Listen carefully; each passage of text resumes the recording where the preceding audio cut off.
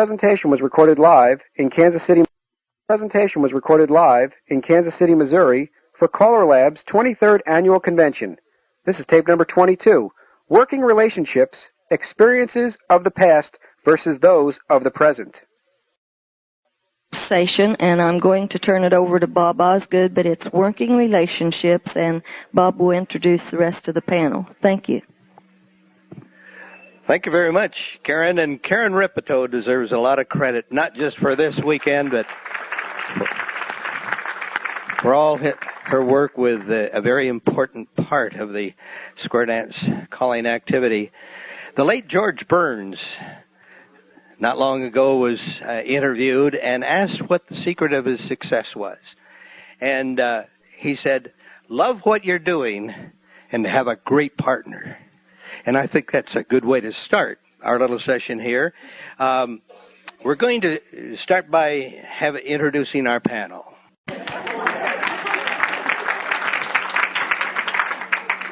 Thank you. We do have a very interesting panel.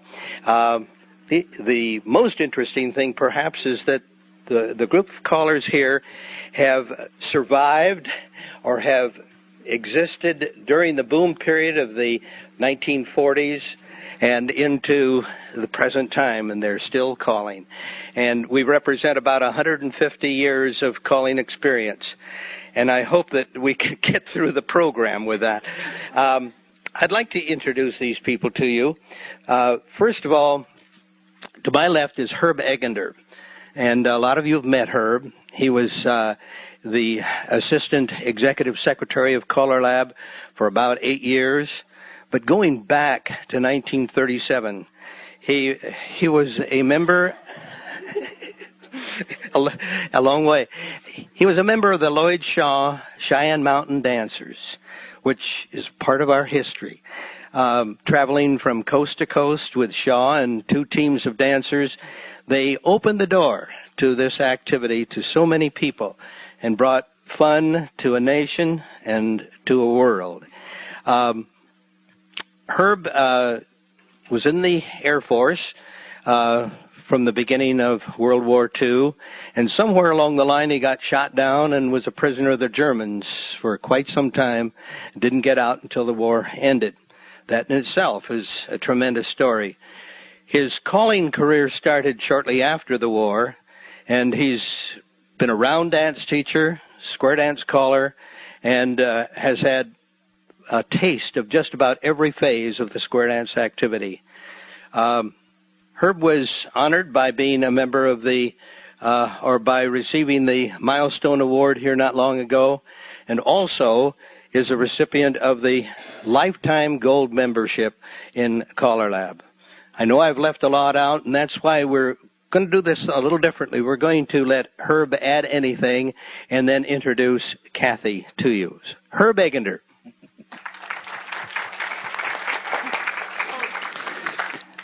Thank you, Bob. I had a college professor at one time that said, when I illustrate the points I'm talking about, I hope you'll forgive me for using my personal experiences, but they're the only kind I've ever had. And so I'm going to use some of those.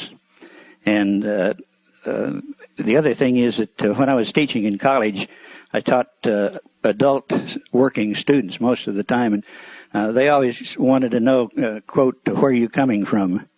In other words, what are your credentials? If you're going to talk to us, we want to know. So let me say, in terms of working relationships and roles of partner and so forth, that my late wife Erna and I started going together in 8th grade. We were dance partners on Pabby Shaw's team, so we danced together for a number of years. After I came back from my guest appearance in Germany after a couple of years and resumed square dance activities, why, we were right back into the partnership, and that lasted for a long time. So that you can see that we had no trouble figuring out what our roles were. My first date with Cathy was at the Colorado State Round Dance Festival, where I was doing sound, and Cathy and I had a very quick bite to eat at the restaurant before the dance that evening of the festival. I left her at the restaurant so I could get to the hall and check the sound. She spent the next 2 days chasing me from hall to hall. So she, in her case, it was being brought to the pool and thrown in, sink or swim. Fortunately, she swam like a swan, so that has been our experience in terms of working relationships. Now, it would be foolish for us from that basis to say that this is the way to do things. My goodness, times have changed, and those experiences that we've had will not be repeated. Hopefully some of them won't be repeated. So it would not be realistic for us to try to pretend, okay, this is the way to do things. So I think the best thing we can do is bring to you our 100 and some odd years of experience in square dance leadership, and perhaps answer your questions and make suggestions. Where I'm coming from is that I think each working team has to work out what their ground rules are going to be. Problems arise when those ground rules are not worked out. And those ground rules can take any number of forms. I remember some years ago one of the traveling callers whose name you would recognize in a minute, so I won't tell you. He came through and did a very fine clinic for us in the Denver area.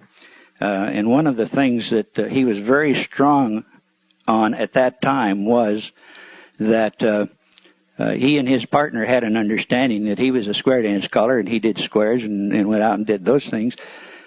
She had an altogether different kind of activity which kept her busy, and she did that, and never the twain would meet.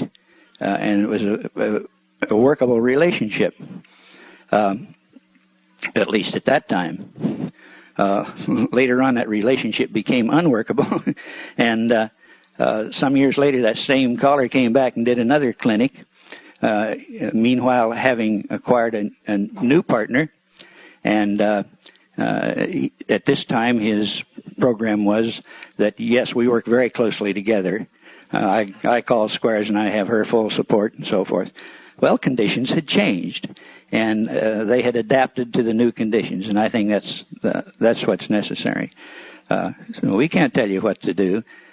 We can only say what some of our experiences have been and suggest that you work out your own ground rules. Why don't we get a word of rebuttal from Cathy? Dear. I don't really think I can rebuttal anything that Herb has said, because, as he said, I stepped in almost at the end of his calling career, and I knew what I was getting into after that first date.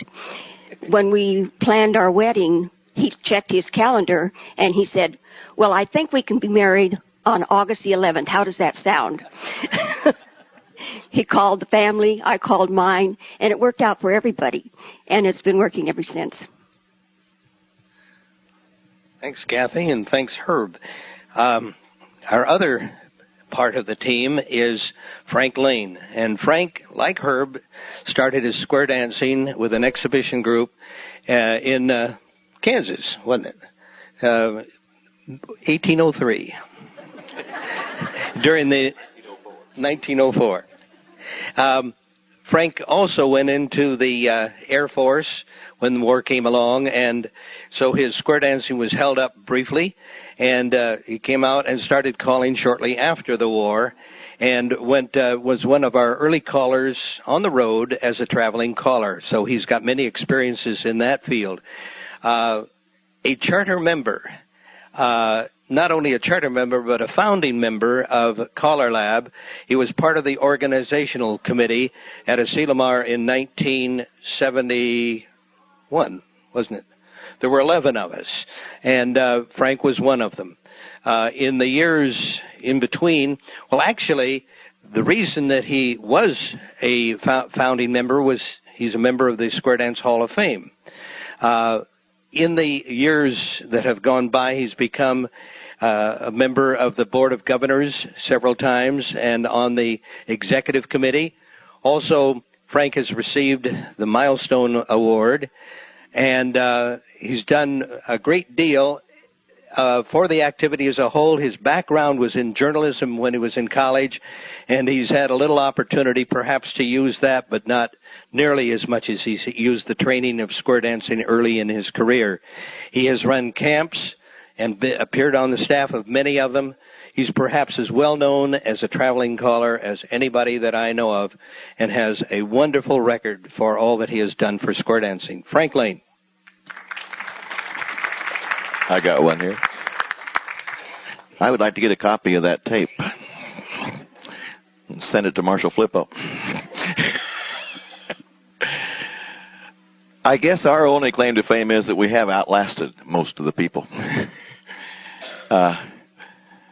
And as Herb pointed out, all we can do up here on this panel today is merely share our experiences and tell you things that have kept us in square dancing and have also kept us together as a man and wife team working together.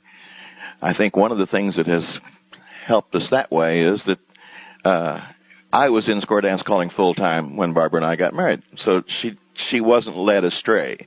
She probably did not know what she was getting in on. It probably looked a lot more glamorous from the other side until she was suddenly involved in the activity. But once we were married, she stepped in, and it has been a team. It's been a team for some 40-some-odd years, and I hope it's worked out real well for her. It certainly has worked out great from this side, I'll tell you for sure.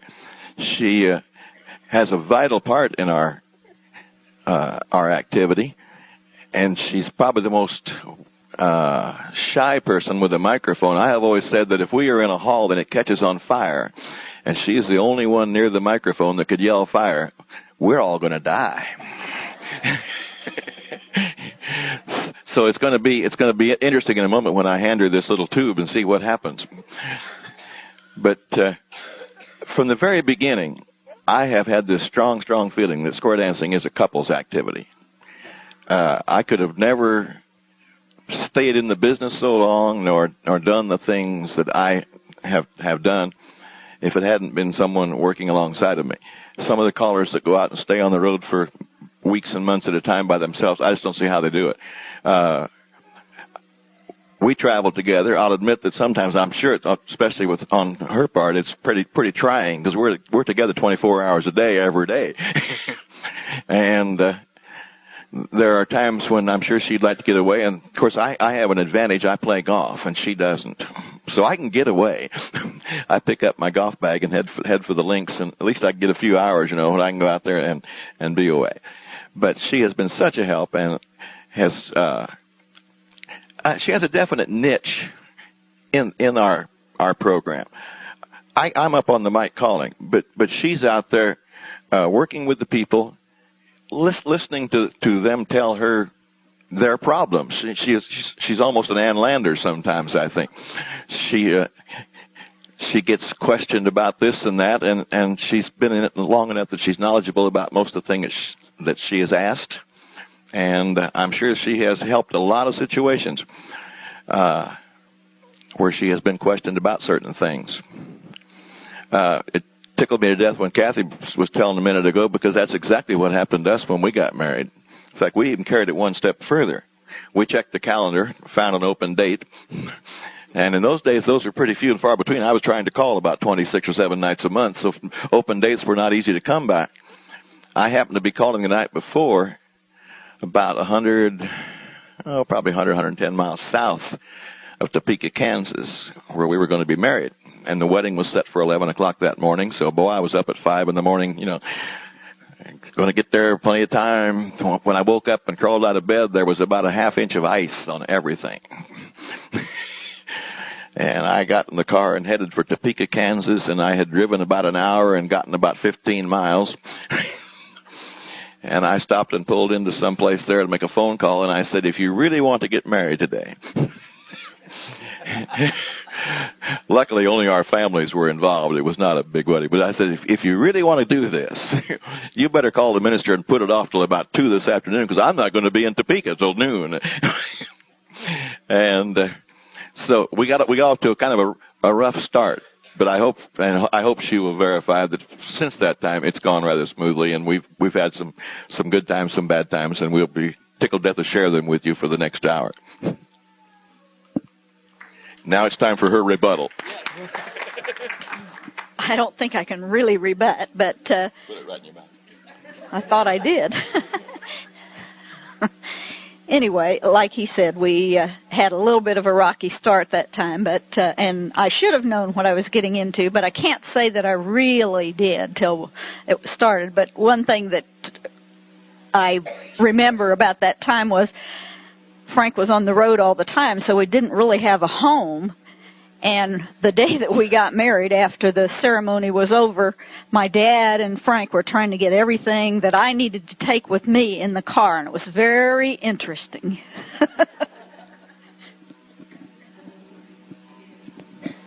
That's a long speech for her. That's probably the longest speech she's ever made on the microphone. One time we were somewhere, and the wives were being handed the mic to fit into a square dance call, kind of an after-party fun thing we were doing. And we handed the mic to Barbara. She said, sides, face, grand, square. Thank you, Barb, and thank you, Frank. I think that my life in square dancing has been extremely great. I've had so many breaks. A lot of it had to do with the timing. When I got out of the Navy, I had a background from college of going into kind of business that the wartime experiences told me I didn't want to follow, but I fell into a job in public relations with a soft drink company. I started my square dancing in 1937 at a conference, and to my amazement, discovered that square dancing was an answer to a lot of the things that I was doing, which had to do with introducing people to each other, getting people on a college campus so they weren't afraid of each other.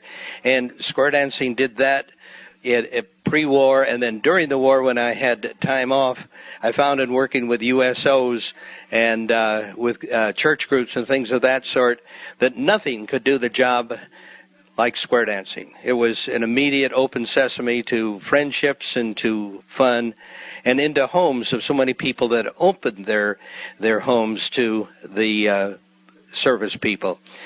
When I got out and was working for the soft drink company, I was doing their house organ along with other jobs, and a couple of trips for the company sent me into the East, and I discovered by going to square dances in the evening when I could find them, this was 1946, 1947, that there was no real communications between square dance groups around the country, and it was a natural to start a square dance publication, which started in November of 1948. Soon after, we discovered one door opened another, travel calling, a record company, and different things to do in the motion picture industry. Was all made it a real fun time. In 1957, I met Becky for the first time, and right away I saw this was something that should be followed through.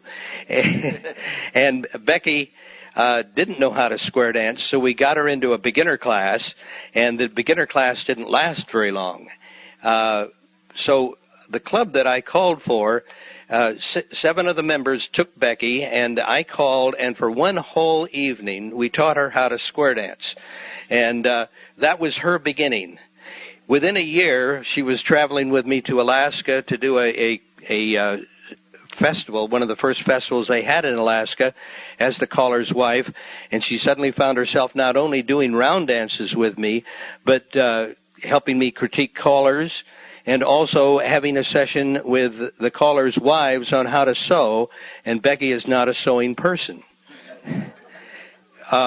She was thrown into it further when they took us to a television station in the outskirts of Anchorage, where they sat us down on a couch and the camera was in front of us and the interviewer was in between asking us questions.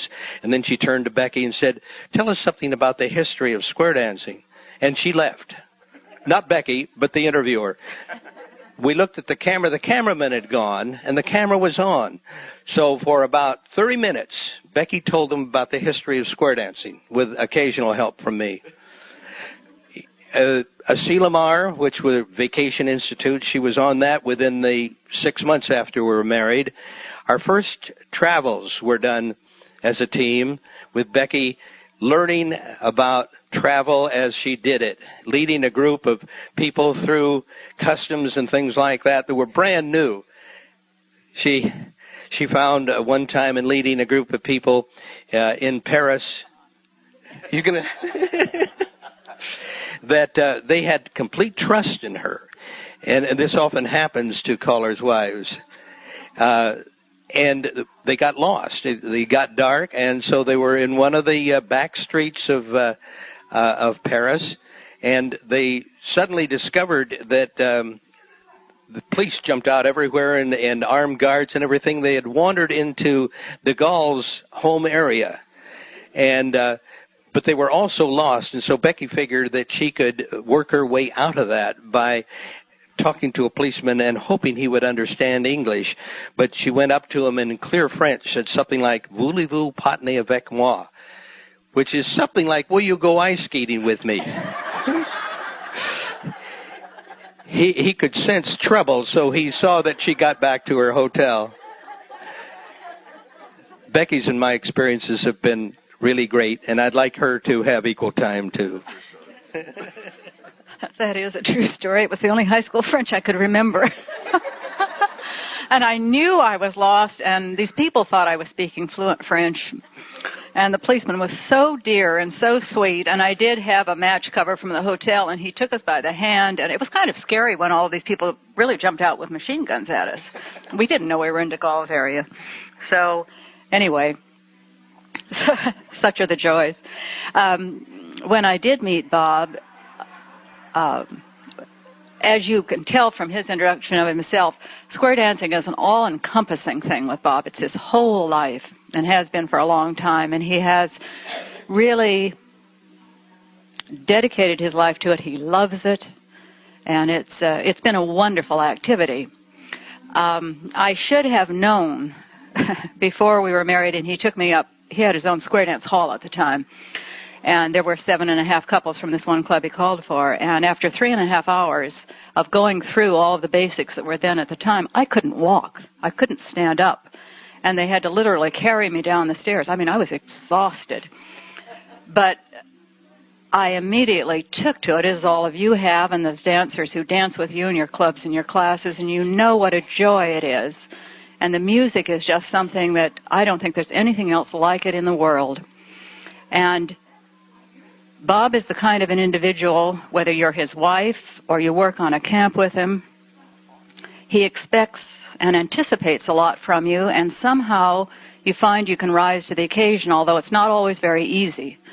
But he brings the best out of you, and he has done that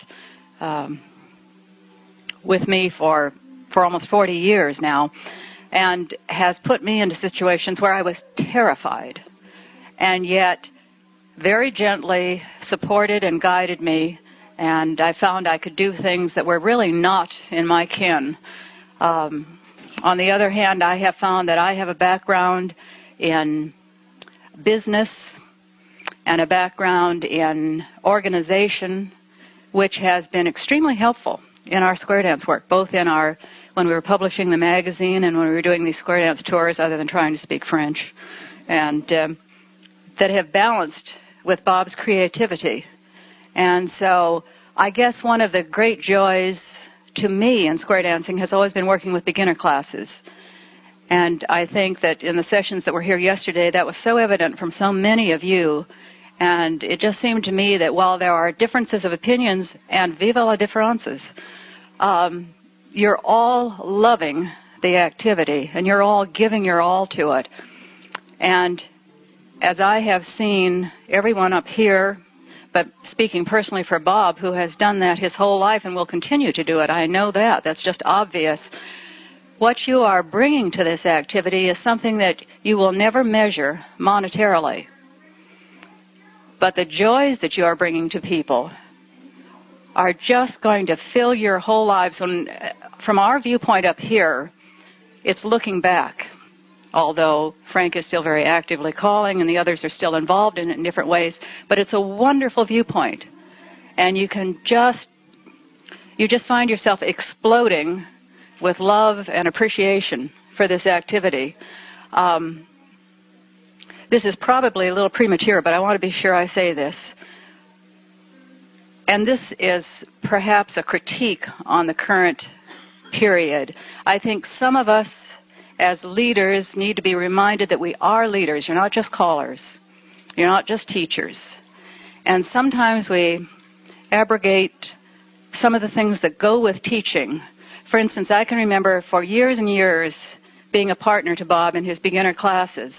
People weren't taught just dances. They were taught how to dance. And there's quite a difference on the floor of people who dance and people who know how to dance. And there's a whole field of discussion that goes along with that. Don't be afraid to take hold of that. Don't be afraid to be responsible for it. It's your job. You are leaders. And you need to take hold of that responsibility regardless of what your dance clubs say, regardless of what the dancers say. You are the leaders, and they respect you for it. Anyway, more of that. Now you can see how Becky is so important to this part of the team. Thank you, Becky. Very nice. We find in order to help at all with you, we need to know a little bit about you. Are any of you callers as well as partners? Good. Then there's a lot we can say that won't. You're a. Will the callers leave the room? I know some are round dance teachers. I see Herb out there somewhere. How many of you are here at a CALLERLAB convention for the first time? Good. We need to know a couple of other things. How many of you work strictly with home club, or not strictly, but do work with a home club and class situation as opposed to travel calling? How many of you do that? Okay. The majority. How many of you have a part in travel calling? Quite a few of you. Okay. How many of you have been with your partner in the calling business for 5 years or more? Okay. Let's jump. 10 minutes.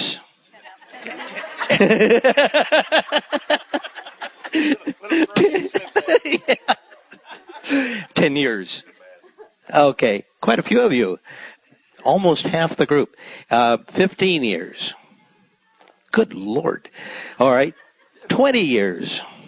There's an old bunch in here. Yeah. Keep your hands up. 21 years. And when we reach a point, you can drop. 22, 23, 24, 25, 26, 27, 28, 29. I see a couple out there. You're going to be counting on 30. There's probably 6 or 8 of you that have been calling more than 30 years. Anybody 35 years? Good Lord, you're old. 40 years? You've been calling 40 years.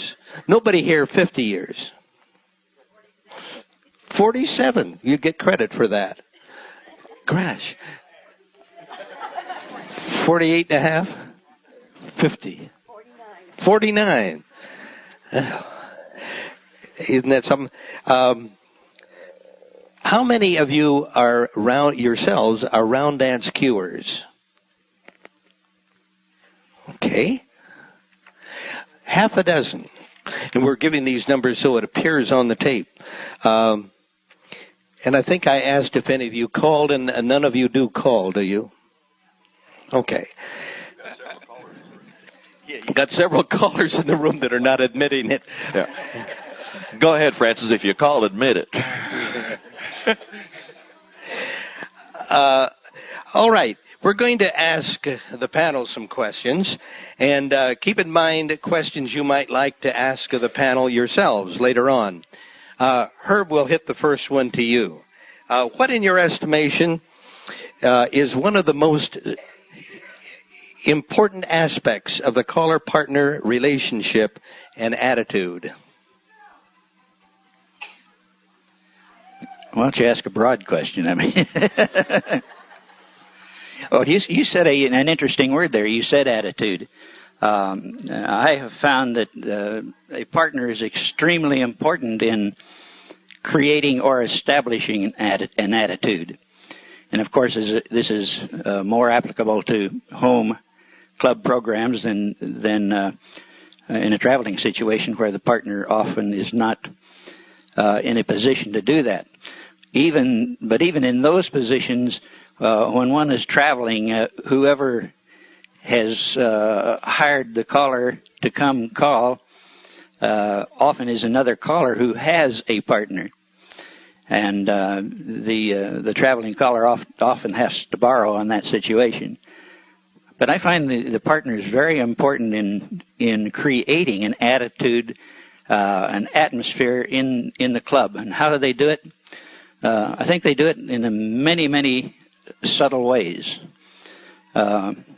Erna and Kathy both had lovely smiles that they use frequently. They were gregarious, liked to meet people, liked to help people feel comfortable, liked to assist people. I always try to make a habit when I'm doing a dance to introduce my partner very early in the game. I find that club officers frequently do not introduce the partner. I think dancers need to know who the partner is very early in the game for a number of reasons. First of all, the partner deserves a credit for being there in support of the caller or the cuer. Secondly, I think dancers need to know who he or she is so that if they are in a square, the dancers are aware of their identity and are not likely to embarrass themselves or the partner by saying, "Who is that idiot up on the stage?" Well, that's kind of funny, but sometimes it isn't. And both Erna and Kathy, I know if they have not been introduced when they get in the square, for instance, they introduce themselves and say, "Okay, I'm the caller's partner." That just saves a lot of trouble sometimes. Not that anybody would ever say that about me, but in a number of ways they establish kind of an attitude of what the club is going to be, how the evening is going to be, with their presence, with their smiles, with their dress, with their greetings, with their willingness to participate. And these are not checklist kind of things or things that we say you have to do it this way. Good partners find these ways to do it. There's a reverse side to the coin. I think a partner can also kind of ruin the atmosphere in some situations if they don't smile, if they don't greet people, if they don't mix. I've got to tell a story. Here I am going to use one of my experiences because they're the only kind I've ever had. When we were in Hawaii, we used to have groups come over and visit. And this one caller who you would recognize in an instant, so I won't mention his name, brought a group to Hawaii. And we went down to the airport and picked up the people, took them out to the club, had a big feed for them, a nice evening. And this caller and I were splitting tips. And the trade winds were not blowing, and the Kona winds were up in Hawaii. And if you know what that condition is, it's hot. And when it was my turn to rest and the other caller was calling, I thought this would be an appropriate time to go down and greet his wife, whom I had not met, and pay my respects, which I did. And I said, "Good evening, Mrs. So-and-so. How are you?" And the first words out of her mouth were GDSOB, except she used the full words. It's hotter than hell here. I swallowed a couple of times, agreed that it was warm, and departed. The next time I met this partner was in Philadelphia at the National Square Dance Convention, and she was going through the halls saying, "Where is that SOB? I'll kill him." And she was referring to Bob Osgood,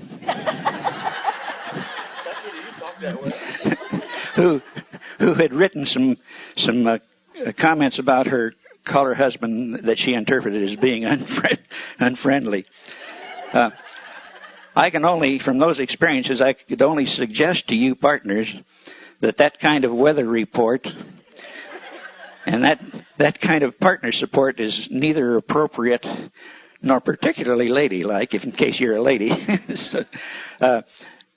So that's kind of a ridiculous but true reverse side of the coin, where I think partners can have a great impact on attitude. For me, that night in Hawaii, that particular partner kind of ruined that dance for me. I'd never heard that story before. I knew who it was. I can sit here and figure it out. You probably all know too. Let's ask Barbara a question and then get Becky to tack on to it. What do you see as your partner's role as it relates to you? Barbara? Gosh, I don't guess I know exactly, but I like for him to recognize me and to appreciate the things I do, and he usually does. And well, just he relies on me to do certain things, and we each have our responsibilities, I guess. That's about all I can think of that his responsibility to me is. Well, I think I covered that pretty much in the opening, but as Herb said, I think the partner's role is to be sure that his partner, in this case the wife or his dance partner, is made a viable part of the couple. And in Bob's case, he's been overly generous with that.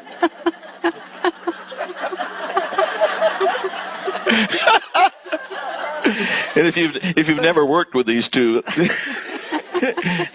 no, it's interesting how time assists everything. Those of you who are sitting out there who are young, or younger, shall I say that? Everybody. Or who are newer in the activity, perhaps, are looking at it in a wonderful phase, and you're working things out with your partners, with your husbands or your wives, as the case may be, at this point, and you're seeing it differently. Every phase of the activity that we go through enriches us, enriches our life. And it's the communication that you and your husbands have together. And goodness sakes, I think any of us up here would not be telling the truth if we always said communication was wonderful. It isn't always. Sometimes there are great disagreements, and you need to talk things out. And those people who are capable of talking them out on the spur are fine. I'm not one of those persons, and that's not a good quality. I mean, I'm not. Unfortunately, I'm someone, as dear Bob knows, if something is really bothering us, I clam up. I have to think about it. Bob, on the other hand, is able to get it off his chest, and it's out in the open, and then it's over with. And so these are two different personalities in that particular trait. We have had to work that out. But the longevity of the marriage shows that we have worked it out. These are things that you have to. And he has been extremely patient with me in that aspect, and I appreciate that very much. I think you have to learn to value your partner's strengths and he yours, and then be honest about their weaknesses and try to supplement them or bolster them or do what you can and he with you, vice versa. And these are things that just sometimes take time, and sometimes people are very smart about it when they're younger. So it just, as you get in different places in your life, things look different as you climb the mountain. There's different viewpoints. I think we discover as we go along that we are all different. We solve things in different ways. Becky and I learned a lot of things the hard way. Going to a dance is not a good time for the wife to bring up that you got a summons for a tax audit. Time to tell each other things of that nature are other times. And coming back from a dance when you really gave your all is kind of nice to get a word or two about it. You know, absolute silence, if that ever happens, makes you wonder, you know, what did I do wrong? Did I not treat people well, or did I call poorly, or what was it? Sometimes, even if you have to fake it, it's kind of nice to hear something nice you did. I like the way you combed your hair tonight.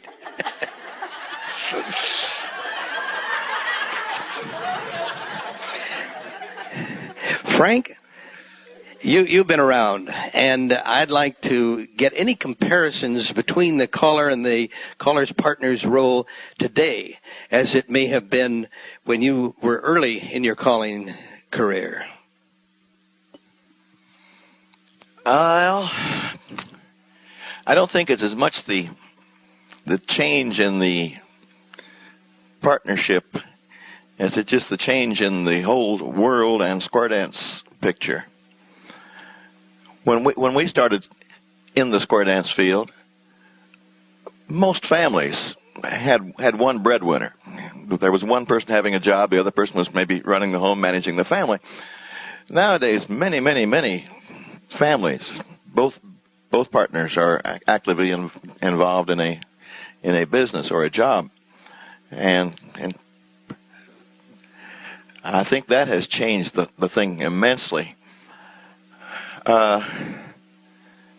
The way you worded the question, I don't think the actual relationship as far as the dance picture is concerned has changed that much. It requires a good working relationship, as everybody here has pointed out, and communication is so important. I did disagree a little bit about the silence thing. I don't have any problem with that because we travel a lot, of course, and Barbara is asleep before the car shifts down into high gear. So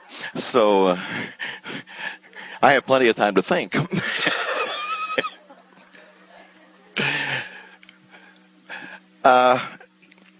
Maybe this is related to what you're saying, though.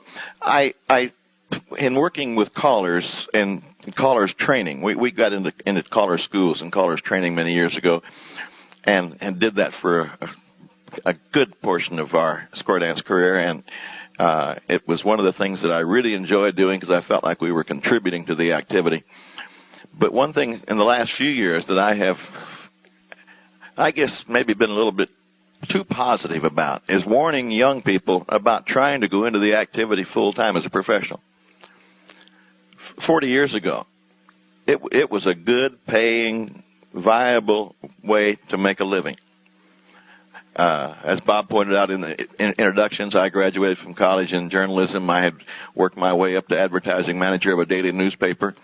I joke about the fact I said I had the best job there except the publisher, and I couldn't afford to buy the place, so I quit.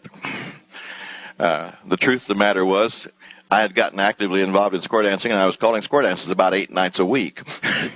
And the publisher and I sat down one day and talked, and he said, "Frank, I think you really ought to make a career decision." But he said, "I don't think you're doing the job for us you could be doing if you were not as actively involved in square dancing, and I'm sure probably your square dancing career is not, you're not doing as good a job there maybe as you could if you weren't involved in newspapering." He said, "I think you ought to decide to take one path or the other." And I think what he thought was that he was talking me out of square dancing. At that particular time, I was single. I had a Cocker Spaniel and about $600 in the bank. Don't laugh. 45 years ago, that's pretty good. That's a pretty good bunch of money to have in the bank. But anyway, I said, "Well, I think I'm going to try square dance calling for a year." And I went into it, and it was a good deal. I mean, I had, like I say, one of the best jobs in town. But back in those days, one of the best jobs in town was paying $120 a week. They won't pay the sales tax now, right? and you went on the road calling square dances, you're making $500 and $600, $700 a week. Those are the figures you used to read about with movie stars. You thought you were really something. But nowadays, if a young man goes into the activity full time, he can still anticipate making $500 or $600 or $700 a week. And it's not the same picture. So I think the partnership there, they must decide among themselves how they want to go into this activity. And I'm afraid that I have the firm feeling that the square dance activity now has got to become more or less of a hobby. There's very few people. If we look around this whole convention, there probably are 10 or 12 individuals that could go out and really make a viable living at square dance calling. I'm going to ask Herb if he would like to add anything on from recollections of the past. The one thing that comes to mind was in a time of early travel calling, there were not the magazines out yet, and communications were almost carried by the caller and his wife to different areas. And how coming into a group for the first time, the women at intermission time would come to the caller's partner and virtually take her apart to see what she was wearing. You know, this is the time perhaps of the long skirts and the pantaloons and the pantalettes and all those things. But they took no hesitation in lifting the skirt and seeing what the underpinnings were. And as far as the caller went, his sound equipment was the source of a great deal of interest on the part of young callers in that area. So the caller and his wife then had information almost alone to what today all callers and callers' partners have. It's a little different world. But you folks today are still the clothes horses. When you go into these places, people want to see how you dress, and they appreciate the fact that you do dress well and add to the feeling of square dancing. The costume, in a way, is just as important as our badge that says we are a square dancer. Herb, do you have any thoughts? Bob, can I interrupt a minute because it fits so closely with what you just said? I read in the magazines and I hear conversations various places about the costuming. And I have read letters to the editor saying that maybe our costuming is discouraging some of the younger generation and new people coming into the activity. I have not been a believer in this particularly. I have relaxed some of my thoughts about square dance attire. Flip and I were doing a weekend in Illinois 2 weeks ago, and there was another country western type dance down in one of the other ballrooms. And during the evening, some of the young people from down there, these were actually teenage kids, high school age kids, began to wander up and watch through the doors. They wanted to see what was going on in that square dance room. And I wandered out in the hallway at one point in time while Flip was calling, and there were probably full 12 to 15 young girls and 3 or 4 boys there, all watching what was going on in our ballroom with our square dancing. And I said, we ought to get you in there and teach you how to square dance. And we couldn't do all that. And I said, come on, I'll take you down the hall here and I'll show you how to square dance. They said, do we get to wear those pretty dresses? Think about it.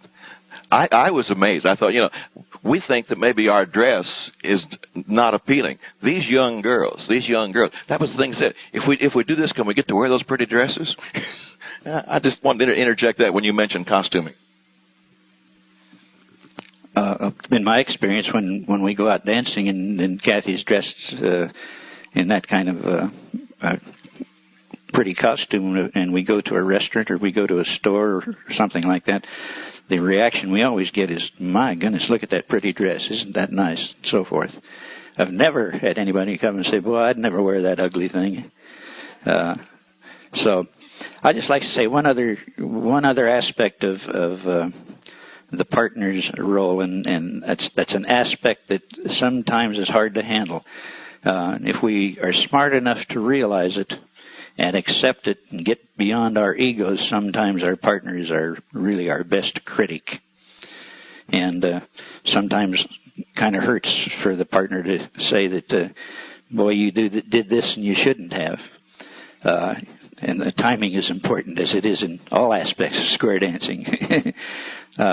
But our partners can be our best critics because they are out there mixing. They hear comments, they hear remarks, they read faces, facial expressions, and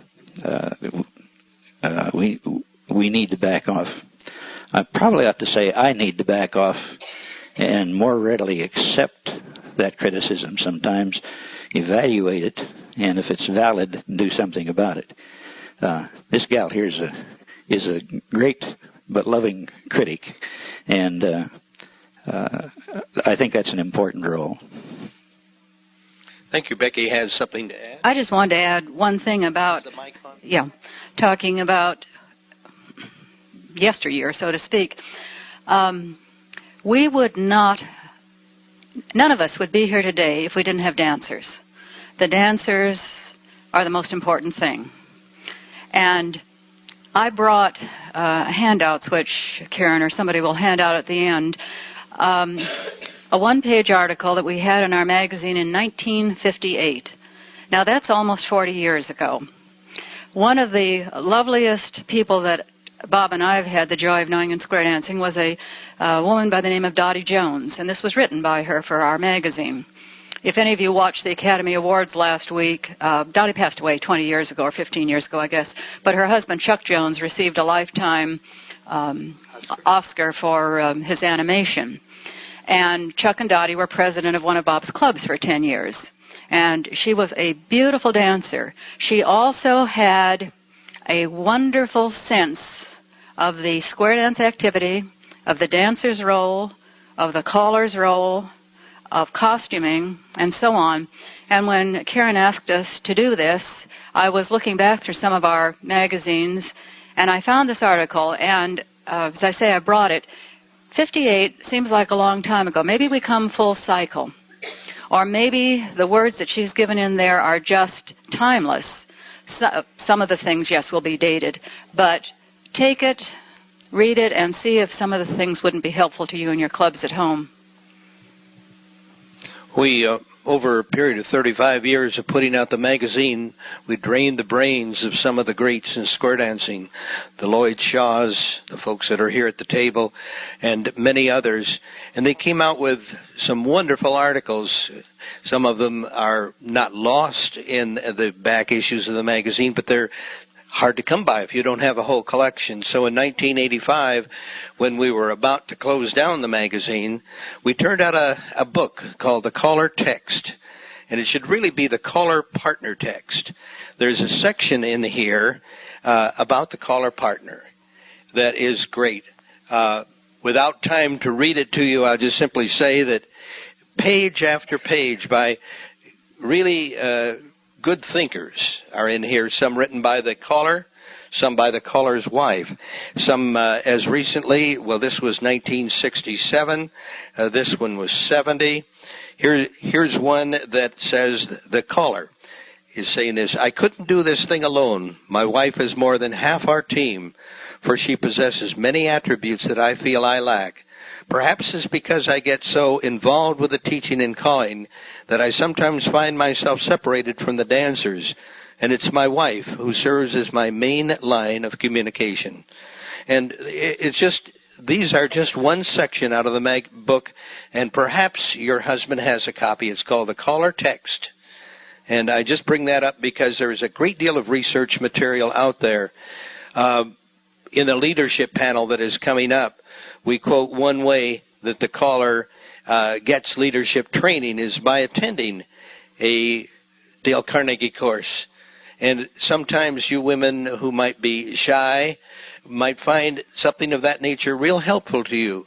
Whether it's to get behind the mic and say something or whatever it is, we don't always have to get our training from within the activity. It's available to us outside of the activity. Now, before I ask the people in the audience if there's anything they want, is there anything any of you would like to add? All right, great. A totally different subject, but one of the things that I would like to recommend that possibly you've already considered it, but as we have reached this exalted age up here, and many of our friends are passing on, we have seen some very sad instances where wives, I'm speaking primarily of this situation, have no idea of the finances of their husband. And I urge you, while you are young, while you are making investments, while you are, whatever you're doing with your money, be knowledgeable about it.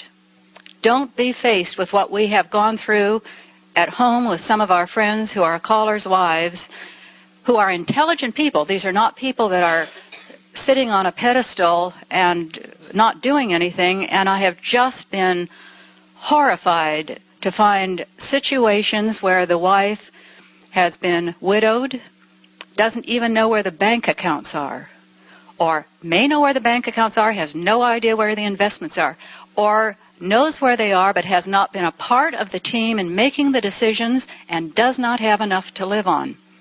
Look at it while you are young enough to make some decisions. Don't be faced with that. Thanks, Becky. Can I say something just along that same thing that Joe Lewis didn't tell me soon enough? A simple little thing. If you are self-employed, I discourage you from going into this courthouse calling full-time a while ago, but if you are, pay your wife or your partner a minimal salary and pay Social Security on her so that when Social Security time comes, folks, she can draw full Social Security and not half of yours. Joe did that and forgot to tell me about it. When you're 30 years old, that's the last thing on your mind. Or 40 years old, you don't worry about that. When you reach 65, it makes a lot of difference. So just little things like that. Becky's right. Talk to your accountants. Get your finances in order. We could have fun with just that segment if we had the time, which we don't. But we do have a note here. Alita Dunn, is she in the audience? Okay, if you see Alita and know her, your purse is at registration. You'll be missing it in a minute or two. All right. To save time, let's be sure that, it takes time to run a wireless mic back and forth. Maybe you could meet Karen halfway. Are you going to do it? Great. Thank you. Maybe you could come and be halfway so that we don't use very much time. If you have a talk, if you have something you'd like to ask any of the panel, address it to that panel member or to the panel group as a whole. Okay? Any questions anywhere? Gosh, we did a good job. Nobody's got a single question. Here we go. Your name, please, and where you're from into the microphone. Mary McCravey from St. Louis. Barb, I would like to know, I've been to some of your dances there, Ranch Hands, and I know how efficient and all are. I would like to ask you, what do you consider has been your most difficult area as you work? No, not really.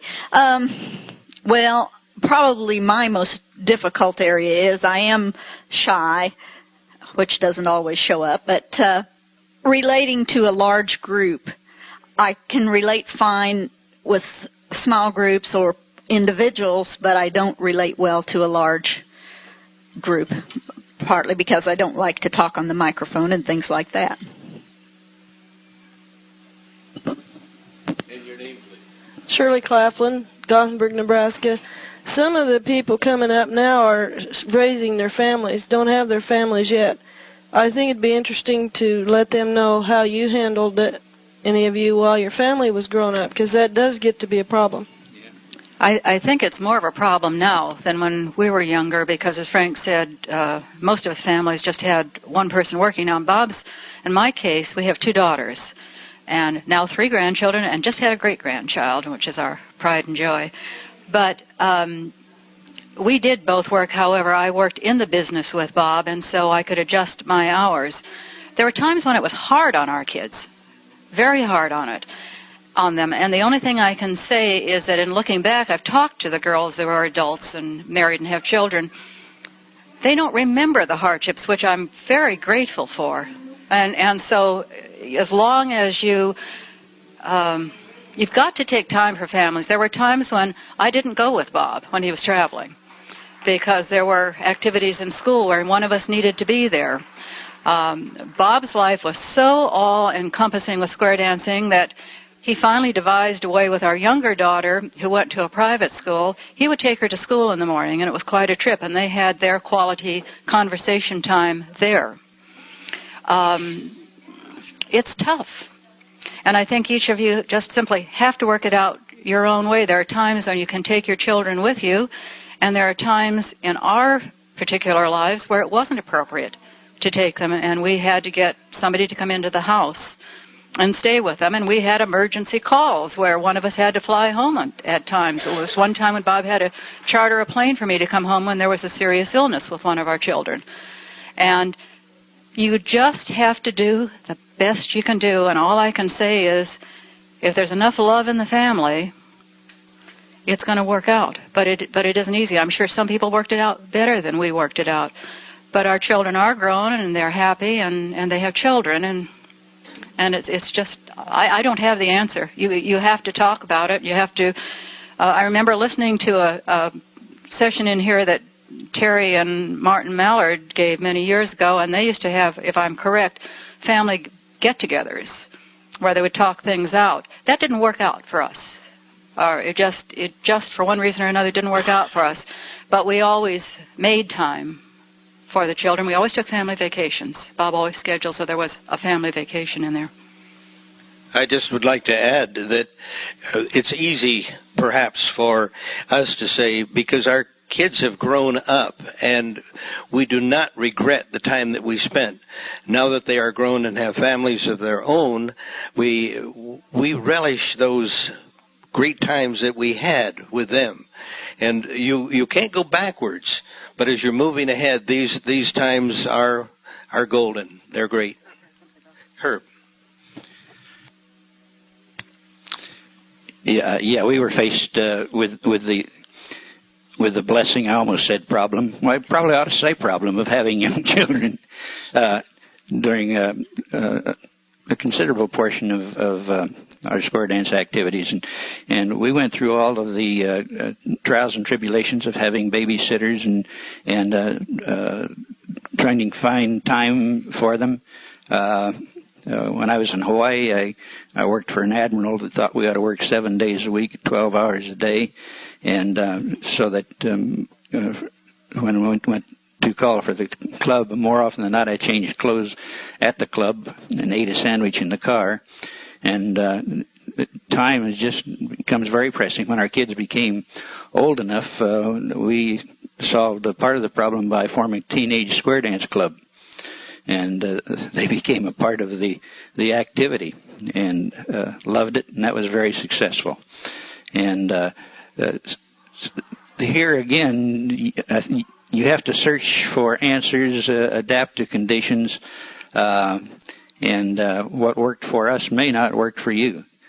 But at least we've been through that phase and somehow survived, and somehow our kids survived.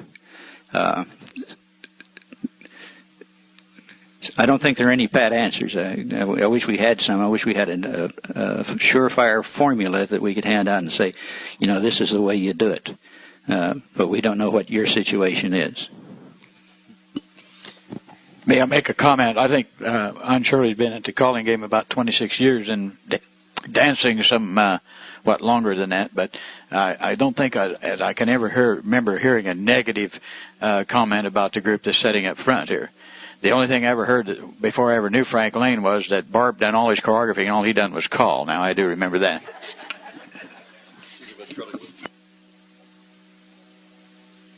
All righty. Are there any other questions? Right here. Shirley Claflin again. One of the things I think that makes it difficult now, and it's going to be more so, is the kids are in more activities now. Track, basketball, football, all these things, and you can't get them to go along with square dance activity. They have so many more things of their own now that creates more problems, I think, for the parents coming up now that are in the calling field. All right, we have one over here in the balcony, and just a minute, Freddie. We've got one up here, and then you hang on. Okay. I just want to say what Shirley said. You know, that's not only true of kids. That's one of the things we're facing in our square dance activity totally. There are so many more activities that we're in competition with. You know, it's tough. You can go down to Safeway and rent a video for 90 cents, buy a bag of popcorn for less than $1, and you've got an evening's entertainment. And we're faced with all sorts of those kinds of choices now in our square dance population, not only with the young thing. So it's tough. Recruiting is tough nowadays because the competition is tough. Thank you. Freddie Colton. I just want to say that partners shouldn't have any guilt about whatever choice they make. If they're going to stay home and say, I'm choosing to stay home. I think too often we get burdened down with we've got to go, and if we feel sick, I'd rather stay home rather than go and have to feel sick with a smile on my face because that's fake. If I go, it's because I choose to go. And when I was working, I couldn't choose to go. But I refuse to put a guilt on my shoulder. And I don't want partners to put that guilt on. Thank you, Freddie. I think we'll take this as our last question, then Becky's going to add something and we'll close. I'm Sherry Bermeal from Payson, Arizona. I'm not sure this is a question as much as a thought I've just had. I don't come across as a shy person, but I was until I was about 20. And I'm sitting here thinking, I've watched callers' wives who greet everyone on the floor. They make their way around the room as the dance continues. I have times when I feel that way and other times when I am more like Barbara Lane, where I want to sit with my crocheting in the corner and I don't feel very sociable. And I felt guilty about those times. And I'm wondering now, after watching and observing Barbara at several dances when you called in Santa Barbara, perhaps it's okay to not always be the same person to the dancers in the room? Maybe there is a question there. Well, first of all, I don't sit there because I don't feel sociable. I always feel sociable. And I'm sorry if it appears that I don't. The reason I do my crocheting or knitting is because I can't dance anymore because of my back problem. And if I don't do something, I would have my fingernails chewed off to my elbows. And I guess that's about it. But I think everybody has to be themselves, too. I always think of Nita Smith, who was so gregarious and always greeted everybody and just effervescent. If I tried to be that way, it came off as totally fake. I admired her greatly for that ability, but everybody isn't that way. You have to do it your own way, I think, in order to come off as being honest about it. The only thing I want to quickly add, which goes a little bit about what Freddie was saying there, is not only do you have to be kind to yourself, but I think you have to watch out for your husbands. And I think you have to do this particularly as we all get older. And if your husband's health requires that you take some time off or a night off, or you're invited to an after party and it wouldn't be wise for him to go, sometimes you have to be the one that steps in and says no, because sometimes these men don't have a great deal of sense.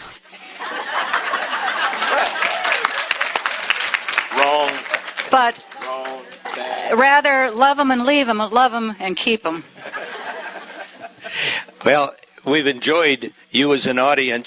I want to thank Kathy and Herb and Barbara and Frank and, of course, Becky. Chuck Jones, who is the husband of Dottie, who wrote this, was the longtime square dancer that Becky mentioned. But he also, before many of us knew him as a square dancer, was the creator of Pepe Le Pew, the Roadrunner, Bugs Bunny, and all those people. And when he was part of our club, and at one time he did the MC job for the big cavalcade at Denver when it had its convention. Some of you were there.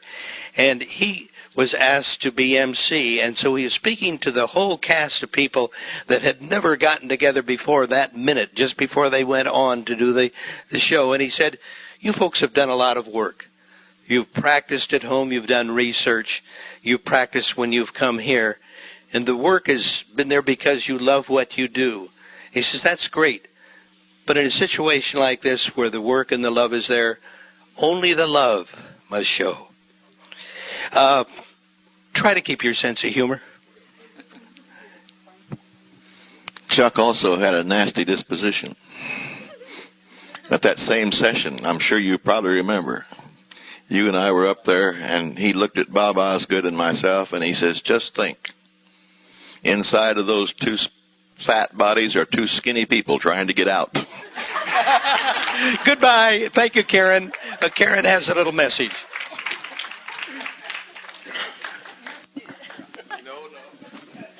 Before you all leave, I would just like to thank the 3 panelists, and I think this is my grand finale. I've enjoyed, I guess, being chairman of the Partners Committee. These 3 couples are why I have been, and I thank them very much.